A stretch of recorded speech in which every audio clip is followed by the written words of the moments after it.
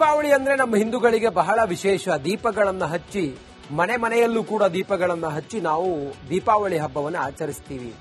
ಒಂದು ಜ್ಞಾನದ ಸಂಕೇತ ದೀಪಾವಳಿ ಹಬ್ಬ.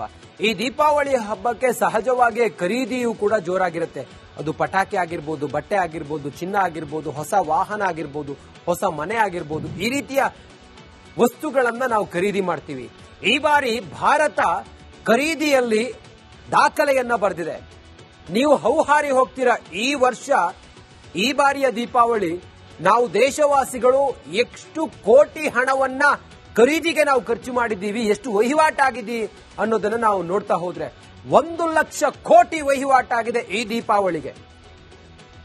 ದೀಪಾವಳಿಯಲ್ಲಿ ಈ ಬಾರಿ 1,00,000 ಕೋಟಿ ವ್ಯಾಪಾರ ವಹಿವಾಟಾಗಿದೆ.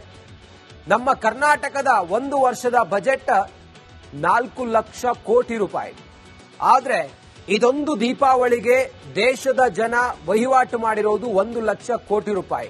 ಅಂದ್ರೆ ನಮ್ಮ ವಾರ್ಷಿಕವಾದಂತ ಕರ್ನಾಟಕದ ಬಜೆಟ್ 4,00,000 ಕೋಟಿ ಏನಿದೆಯಲ್ಲ, ಅದೇ ಪ್ರಕಾರ ಈ 1,00,000 ಕೋಟಿಯನ್ನ ಕರ್ನಾಟಕದ ಬಜೆಟ್ಗೆ ಏನಾದ್ರೂ ನಾವು ಮೀಸಲಿಟ್ರು ಅನ್ನೋದಾದ್ರೆ 3 ತಿಂಗಳವರೆಗೆ ಈ 1,00,000 ಕೋಟಿಯಲ್ಲಿ ಇಡೀ ಕರ್ನಾಟಕವನ್ನ ನಾವು ಸಾಕಬಹುದು. ಅಷ್ಟು ಹಣವನ್ನ ಈ ಬಾರಿಯ ದೀಪಾವಳಿಯಲ್ಲಿ ಜನ ಖರ್ಚು ಮಾಡಿ ವ್ಯಯಿಸಿ ವಹಿವಾಟು ಮಾಡಿದ್ದಾರೆ. ಎಷ್ಟು ದೊಡ್ಡ ವ್ಯಾಪಾರ ವಹಿವಾಟು ದೀಪಾವಳಿಯಲ್ಲಿ ಆಗಿದೆ ಅನ್ನೋದನ್ನ ನೀವು ಗಮನಿಸಿ.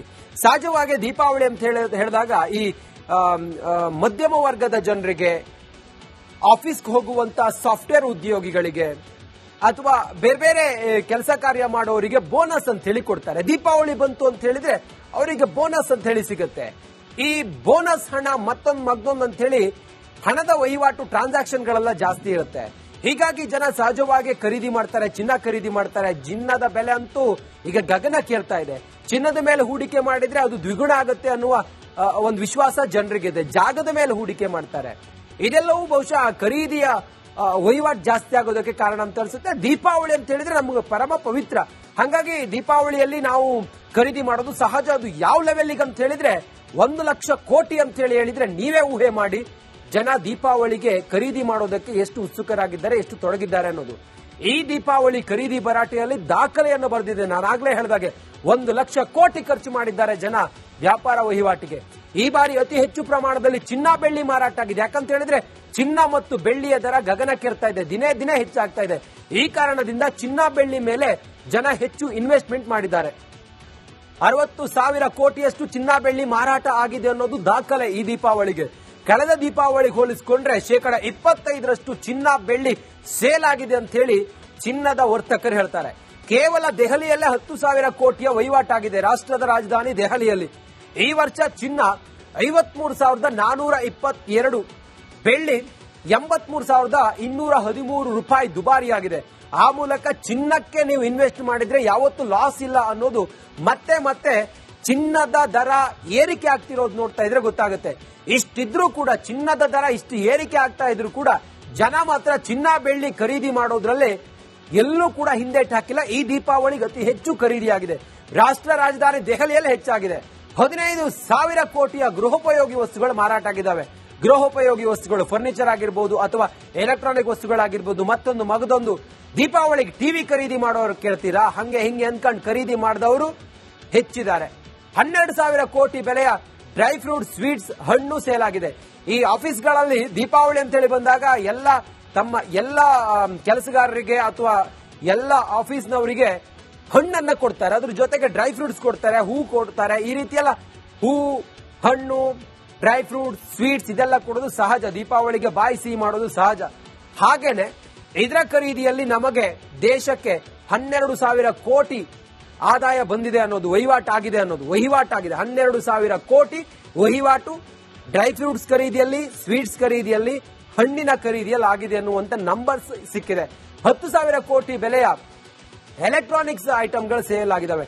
AC, fridge, TV, washing machine, ಮತ್ತೊಂದು ಮಗದೊಂದು ಅಂತೇಳಿ ಸುಮಾರೊಂದು 10,000 ಕೋಟಿ ಎಲೆಕ್ಟ್ರಾನಿಕ್ಸ್ ಐಟಮ್ಸ್ಗಳು ಸೇಲ್ ಆಗಿದ್ದಾವೆ ಅನ್ನುವಂಥ ವಿಚಾರ. ಇದು ದಾಖಲೆ ಅಂತ ಅನ್ಸುತ್ತೆ.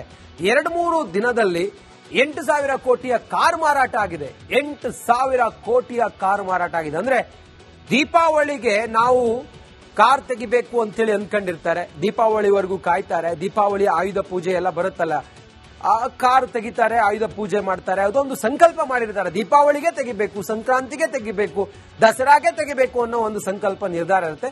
ಹಾಗೆ ದೀಪಾವಳಿಗೆ ಅತಿ ಹೆಚ್ಚು ಜನ ಖರೀದಿಯನ್ನು ಮಾಡ್ತಾರೆ. ಈ ಬಾರಿ ಖರೀದಿಯಲ್ಲಿ ದಾಖಲೆ ಬರೆದಿದೆ. ದೀಪಾವಳಿ ವೇಳೆ ಮಾರಾಟವಾಗಿದ್ದಾವೆ 1 ಲಕ್ಷ ಕಾರ್ಗಳು. 8,000 ಕೋಟಿ 1 ಲಕ್ಷ ಕಾರ್ಗಳು ಮಾರಾಟ ಆಗಿದ್ದಾವೆ.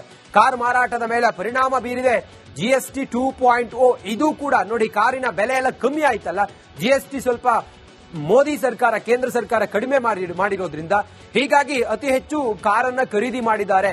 GST ಕಡಿಮೆ ಆಗಿರೋದ್ರಿಂದ 3,000 ಕೋಟಿ ಬೆಲೆಯ ಅಲಂಕಾರಿಕ ವಸ್ತುಗಳು ಸೇಲ್ ಆಗಿದ್ದಾವೆ. ಗೃಹೋಪಯೋಗಿ ಅಲಂಕಾರಿಕ ವಸ್ತುಗಳು ಇವೆಲ್ಲವೂ ಕೂಡ ಸೇಲ್ ಆಗಿದ್ದಾವೆ ಅನ್ನೋದು ಅದು ದೀಪಾವಳಿಗೆ. ದೀಪಾವಳಿ ನಮ್ಮ ಹಿಂದೂಗಳ ಪಾಲಿಗೆ ಬಹಳ ವಿಶೇಷ. ಹೀಗಾಗಿ ಖರೀದಿಯಲ್ಲೂ ಕೂಡ ನಾವೇ ಹಿಂದೆ ಬಿದ್ದಿಲ್ಲ.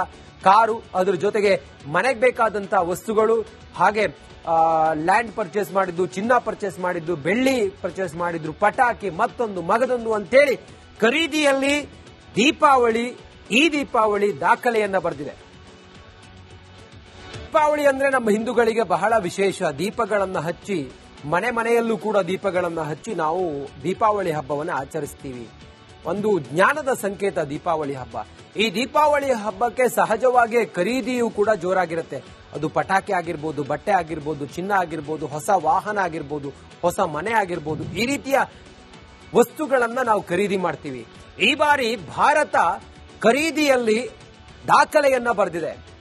ನೀವು ಹೌಹಾರಿ ಹೋಗ್ತೀರಾ. ಈ ವರ್ಷ, ಈ ಬಾರಿಯ ದೀಪಾವಳಿ ನಾವು ದೇಶವಾಸಿಗಳು ಎಷ್ಟು ಕೋಟಿ ಹಣವನ್ನ ಖರೀದಿಗೆ ನಾವು ಖರ್ಚು ಮಾಡಿದ್ದೀವಿ, ಎಷ್ಟು ವಹಿವಾಟಾಗಿದ್ದೀವಿ ಅನ್ನೋದನ್ನ ನಾವು ನೋಡ್ತಾ ಹೋದ್ರೆ 1 ಲಕ್ಷ ಕೋಟಿ ವಹಿವಾಟಾಗಿದೆ ಈ ದೀಪಾವಳಿಗೆ. ದೀಪಾವಳಿಯಲ್ಲಿ ಈ ಬಾರಿ 1 ಲಕ್ಷ ಕೋಟಿ ವ್ಯಾಪಾರ ವಹಿವಾಟಾಗಿದೆ. ನಮ್ಮ ಕರ್ನಾಟಕದ 1 ವರ್ಷದ ಬಜೆಟ್ 4 ಲಕ್ಷ ಕೋಟಿ ರೂಪಾಯಿ. ಆದ್ರೆ ಇದೊಂದು ದೀಪಾವಳಿಗೆ ದೇಶದ ಜನ ವಹಿವಾಟು ಮಾಡಿರೋದು 1 ಲಕ್ಷ ಕೋಟಿ ರೂಪಾಯಿ. ಅಂದ್ರೆ ನಮ್ಮ ವಾರ್ಷಿಕವಾದಂತ ಕರ್ನಾಟಕದ ಬಜೆಟ್ 4 ಲಕ್ಷ ಕೋಟಿ ಏನಿದೆಯಲ್ಲ, ಅದೇ ಪ್ರಕಾರ ಈ 1 ಲಕ್ಷ ಕೋಟಿಯನ್ನ ಕರ್ನಾಟಕದ ಬಜೆಟ್ಗೆ ಏನಾದ್ರೂ ನಾವು ಮೀಸಲಿಟ್ರು ಅನ್ನೋದಾದ್ರೆ 3 ತಿಂಗಳವರೆಗೆ ಈ 1 ಲಕ್ಷ ಕೋಟಿಯಲ್ಲಿ ಇಡೀ ಕರ್ನಾಟಕವನ್ನ ನಾವು ಸಾಕಬಹುದು.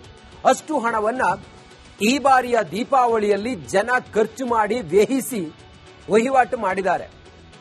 ಎಷ್ಟು ದೊಡ್ಡ ವ್ಯಾಪಾರ ವಹಿವಾಟು ದೀಪಾವಳಿಯಲ್ಲಿ ಆಗಿದೆ ಅನ್ನೋದನ್ನ ನೀವು ಗಮನಿಸಿ.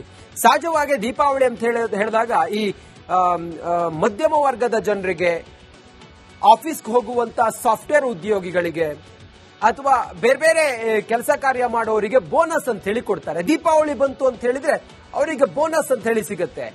ಈ ಬೋನಸ್ ಹಣ ಮತ್ತೊಂದು ಅಂತ ಹೇಳಿ ಹಣದ ವಹಿವಾಟು, ಟ್ರಾನ್ಸಾಕ್ಷನ್ ಗಳೆಲ್ಲ ಜಾಸ್ತಿ ಇರುತ್ತೆ. ಹೀಗಾಗಿ ಜನ ಸಹಜವಾಗಿ ಖರೀದಿ ಮಾಡ್ತಾರೆ, ಚಿನ್ನ ಖರೀದಿ ಮಾಡ್ತಾರೆ. ಚಿನ್ನದ ಬೆಲೆ ಅಂತೂ ಈಗ ಗಗನಕ್ಕೇರ್ತಾ ಇದೆ. ಚಿನ್ನದ ಮೇಲೆ ಹೂಡಿಕೆ ಮಾಡಿದ್ರೆ ಅದು ದ್ವಿಗುಣ ಆಗುತ್ತೆ ಅನ್ನುವ ಒಂದು ವಿಶ್ವಾಸ ಜನರಿಗಿದೆ. ಜಾಗದ ಮೇಲೆ ಹೂಡಿಕೆ ಮಾಡ್ತಾರೆ. ಇದೆಲ್ಲವೂ ಬಹುಶಃ ಖರೀದಿಯ ವಹಿವಾಟು ಜಾಸ್ತಿ ಆಗೋದಕ್ಕೆ ಕಾರಣ ಅಂತ ಅನ್ಸುತ್ತೆ. ದೀಪಾವಳಿ ಅಂತ ಹೇಳಿದ್ರೆ ನಮಗೆ ಪರಮ ಪವಿತ್ರ. ಹಾಗಾಗಿ ದೀಪಾವಳಿ